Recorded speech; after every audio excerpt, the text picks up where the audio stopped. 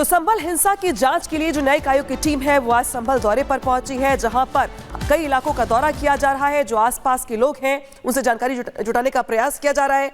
DM SP मौके पर मौजूद हैं और जिस तरीके से हिंसा हुई उस हिंसा के तार जिस तरीके से जुड़ रही हैं अलग अलग लोगों पे, कहीं ना कहीं ये निकल के सामने आ रहा है कि कुछ लोगों ने हिंसा को भड़काने का प्रयास किया।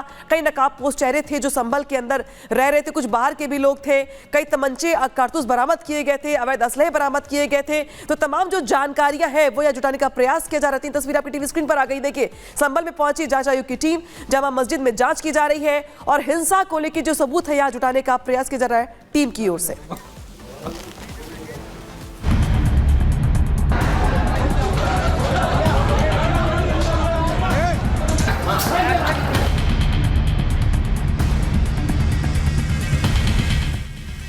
संभल में जिन जिन लोगों ने हिंसा भड़काई उनकी उल्टी गिनती अब शुरू हो गई है।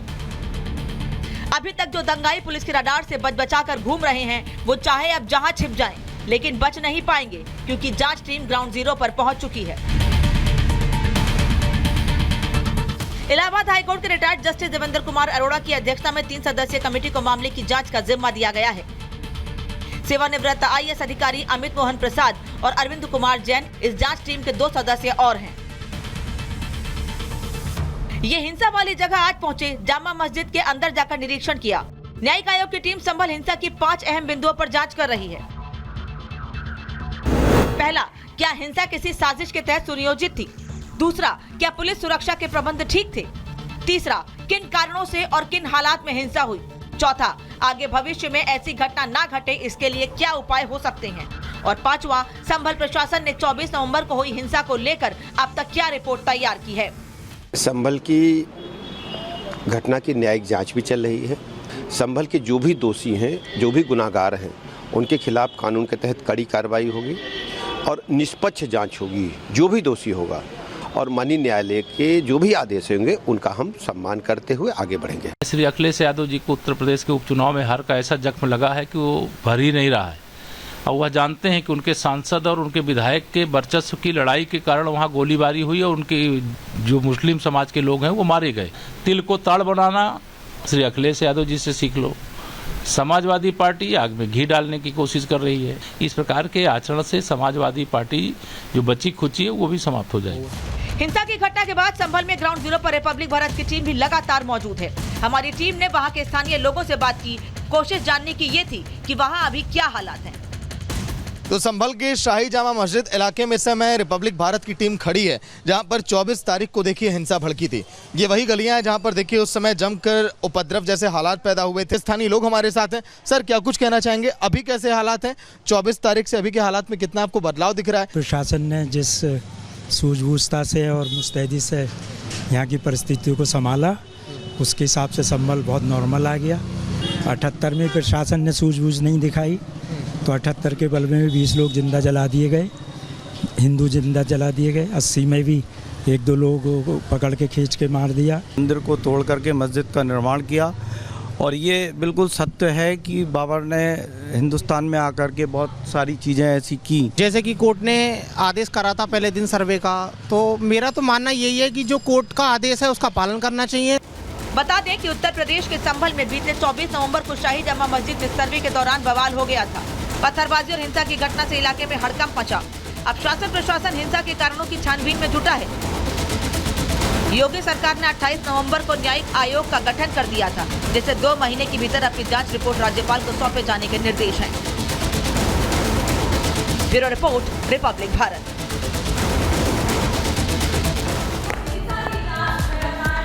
न्यायिक जांच की जा रही है और इस पूरे मामले के बीच प्रशासन अलर्ट मोड पर है। आपको ग्राफिक्स के जरिए बताते हैं कि किस तरीके से दंगाई बेनकाब हुए। आपको ये भी बता दें कि न्यायिक आयोग ने हिंसा की जांच शुरू कर दी है। पूरे मामले की जांच की जा रही है। न्यायिक आयोग में 3 अधिकारी शामिल बताए जा रहे हैं। वो कौन है वो भी हम आपको बताएंगे। आयोग 4 बिंदुओं पर हिंसा की जांच करेगा। खास तौर पर 4 वो पॉइंट्स रहेंगे जिन पर जांच होगी। हिंसा की सुनियोजित साजिश बिंदु पर जांच होगी। क्या ये प्लानिंग प्लॉटिंग के साथ हुआ? कानून व्यवस्था कायम रखने के इंतजाम की भी जांच की जाएगी।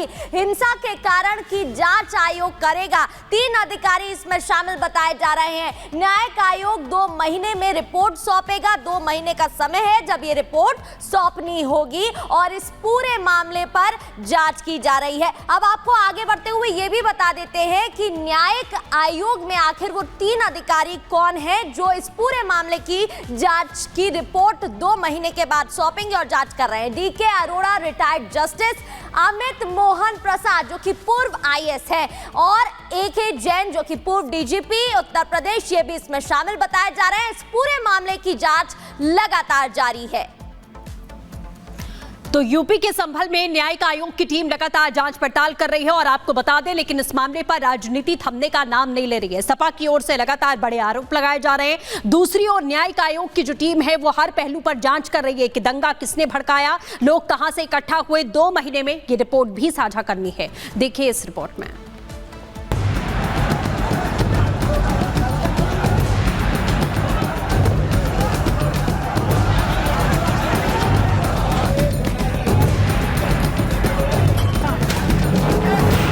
संभल में जिस तरह का काम सरकार ने किया है, जानें चली गई हैं। तो होगी पत्थरबाजी, पुलिस ऐसा कार्रवाई करेगी। बूथ लूटेगी अगर, तो आगे चल के लोग क्या करेंगे, निराश हो। संभल में दंगा क्या हुआ? राजनीतिक दलों को दंगे की आग में मानो सियासी रोटियां सेकने का मौका ही मिल गया। अखिलेश यादव की समाजवादी पार्टी ने ट्वीट करके ऐलान किया है कि वो संभल हिंसा में मारे गए लोगों के परिवार को मुआवजा देगी। समाजवादी पार्टी ने कहा है कि संभल हिंसा में मारे गए 5 मृतकों के परिवार वालों को 5-5 लाख रुपए की आर्थिक सहायता दी जाएगी। इतना ही नहीं, सपा ने मृतक के परिवार वालों को हर संभव मदद देने का भरोसा दिलाया है। और तो और सपा योगी सरकार से भी मांग कर रही है कि हिंसा में जो 5 लोग मारे गए हैं उनके परिवार को योगी सरकार 25-25 लाख रुपए मुआवजा दे। क्योंकि संभल पुलिस पहले ही साफ कर चुकी है कि हिंसा में किसी भी निर्दोष को नुकसान नहीं पहुंचा है। हिंसा में जो लोग मारे गए हैं वो सभी दंगा करने में शामिल थे, पुलिस पर पथराव करने में शामिल रहे हैं। इसलिए जैसे ही अखिलेश यादव की समाजवादी पार्टी की तरफ से सियासी रोटियां सेकने की कोशिश की गई, बीजेपी ने अखिलेश यादव को सीधे सीधे घेर लिया। बीजेपी खुलकर कह रही है कि समाजवादी पार्टी वोट बैंक के लिए हर बार की तरह इस बार भी दंगाइयों के साथ खड़ी है, उन लोगों के साथ खड़ी है जिन्होंने संभल को हिंसा की आग में झोंकने का काम किया। लाशों पर भी, दंगों पर भी सांप्रदायिक सियासत करना ये समाजवादी पार्टी का डीएनए है। अब संभल में जो लोग हिंसा कर रहे थे, पथराव कर रहे थे, जो लोग कट्टा चला रहे थे और कट्टे की क्रॉस फायरिंग में मारे गए, उनके लिए मुआवजा की पेशकश कर रही है। मतलब कि आज लाशों पर भी राजनीति, वो भी वोट बैंक वाली। समाजवादी पार्टी का ऑफिशियल ट्वीट सामने आने के बाद बीजेपी नेता अब अखिलेश यादव को दंगाइयों का भाईजान बताकर निशाना साध रहे हैं। यूपी के डिप्टी सीएम ब्रजेश पाठक ने तो सीएम योगी आदित्यनाथ की उस लाइन को भी कोड किया है जिसमें सीएम योगी ने कहा था कि जहां दिखे दंगाई समझो बिटिया घबराई। ब्रजेश पाठक कह रहे हैं कि संभल में जितने अपराधी हैं सबके सब समाजवादी हैं। समाजवादी पार्टी के मुखिया पूरी तरह से डिरेल्ड हैं। जो संभल में दंगा हुआ है, संभल में जो गड़बड़ी हुई है, संभल में जो अपराधी हैं सबके सब समाजवादी हैं और वो उनके कुकृत्यों को ढकने का काम कर रहे हैं। हमारी सरकार की प्रतिबद्धता है कि हम संभल सहित पूरे प्रदेश में लाइन ऑर्डर को मेंटेन करेंगे। इससे पहले कल भी देखा गया था कि सपा डेलीगेशन संभल जाने की जिद पर अड़ा था, वो भी तब जब खुद संभल पुलिस कह रही है कि अगर नेता संभल आए तो हिंसा भड़क सकती है, लेकिन सपा है कि वोट बैंक के लिए मानती नहीं। बीजेपी कह रही है कि सपा के मुखिया अखिलेश यादव को दंगा तो दिखाई दे रहा है, लेकिन ये नहीं दिख रहा है कि दंगा करने वाले कौन थे, वो भी तब जब हिंसा के सारे वीडियो सबूत सामने है। Bureau report, Republic Bharat. को लेकर सियासत लगातार जारी। इस बीच उत्तर प्रदेश के डेप्यूटी सीएम केशव प्रसाद मौर्य ने समाजवादी पार्टी को लेकर बड़ा बयान दिया है और ये कहा है कि समाजवादी पार्टी उपचुनाव में मिली हार से बौखला गई है और समाजवादी पार्टी का चरित्र यही है। क्या कुछ कहा गया उनकी ओर से, खास बातचीत के जरिए सुनवाते हैं। समाजवादी पार्टी हुई या कांग्रेस, संभल में सर जाने के लिए आतुर हैं, जबकि वहाँ के मजिस्ट्रेट ने एक ऑर्डर दिया है कि 10 दिसंबर तक कोई भी राजनीतिक दल यहाँ ना आए, चूँकि हालात गड़बड़ हो सकते हैं। चाहे समाजवादी पार्टी हो, चाहे कांग्रेस पार्टी हो और चाहे भाजपा विरोधी कोई भी पार्टी हो, ये सब को हार का ऐसा जख्म लगा है। श्री अखिलेश यादव जी को उत्तर प्रदेश के उपचुनाव में हार का ऐसा जख्म लगा है कि वो भर ही नहीं रहा है और वह जानते हैं कि उनके सांसद और उनके विधायक के वर्चस्व की लड़ाई के कारण वहाँ गोलीबारी हुई और उनके जो मुस्लिम समाज के लोग हैं वो मारे गए। सरकार प्रशासन ने, अगर पुलिस ने वहाँ बचाव न किया होता तो शायद पता नहीं और बड़ी घटना घट जाती।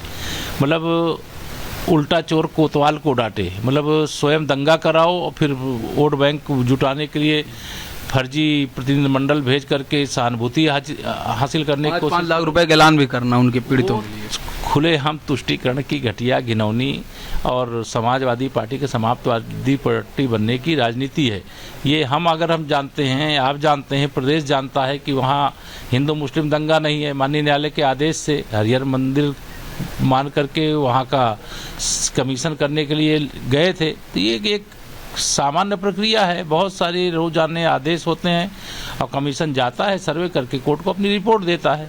तिल को ताड़ बनाना श्री अखिलेश यादव जी से सीख लो। समाजवादी पार्टी आग में घी डालने की कोशिश कर रही है।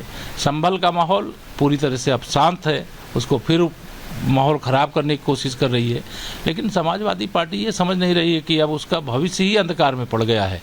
इस प्रकार के आचरण से समाजवादी पार्टी जो बची खुची है वो भी समाप्त हो जाएगी।